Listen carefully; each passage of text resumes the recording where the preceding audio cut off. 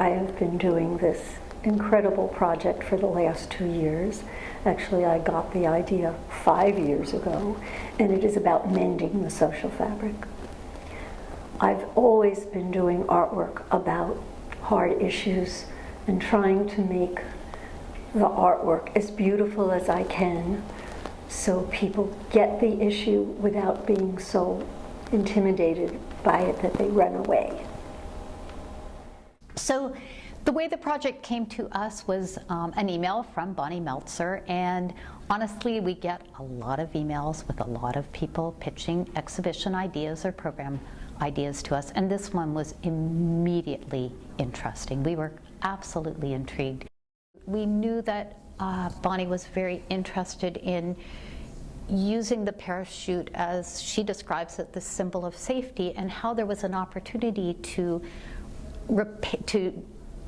present a parachute that had tears in it, and by involving our audiences in sewing to repair it, and thereby repairing the world. There's a Hebrew expression, Tikkun Olam, which essentially means repairing the world. And so we loved that idea.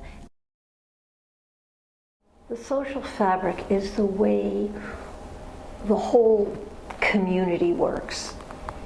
And when it unravels, it has to be put back together again. And that's done by people.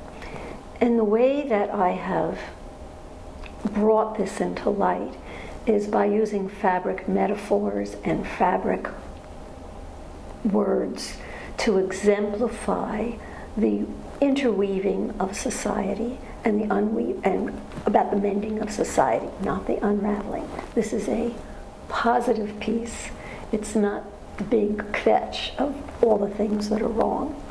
So I have about 60 handkerchiefs that have both quotes and writings that I've done about our social fabric and how it works, from definitions to quotes by Martin Luther King to talk about the garment that envelops us and how we have a mutual garment. I want people to know that they can do something. And so this is a metaphorical mending of the social fabric. But anytime you deal with metaphors, you deal with thinking about what the real objects are, what the real actions are. And so there is an action here. People can actually have sewn tears. Maybe about 100 people have come and sewn tears on the parachute. And it's changed over the months that it's been here. And it's very exciting to see this piece that was pretty much white change into this colorful piece. There are other institutions, museums, libraries, whatever, thinking of taking Mending the Social Fabric in their own space. I highly recommend it. Let's face it, issues we're facing today are not going to go away. They're certainly not going to go away anytime soon. So the relevancy of bringing Mending the Social Fabric into your space is there, and as I said, I think it's going to be there for a long time to come. It's a beautiful installation, and if you're able to bring it into your space and you're able to bring Bonnie with it, that's sort of the exhibit is wonderful. Having Bonnie, the artist, with the exhibit, that was the creme de la creme, icing on the cake. What's next for this? I know I don't want to roll it up and put it in a Rubbermaid tub. I want it to go someplace. I want other people to have this incredible positive experience.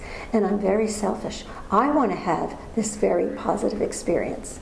Now, the piece, the whole installation can go someplace without me, and it would still be a thing of beauty. And I can see it going someplace for, say, 2 months or 3 months. Here it was 4 months. And then I come for some of that time and interact. That would be a nice balance for it. And I see that sewing, the mending, was such an important part. So I really need to be there some of the time. And people need to kind of be guided and have the talk about what the mending means. I did very little how do you do it? I mean, I gave them a few tips, and I like that they all the patches and sewing came out different. Of course they would, because there were so many different levels of expertise, from I've never held a needle, we had many men do it, to a lot of people in the quilting and fiber art community came. But symbolically, all of those patches show that there's not one way to mend the social fabric.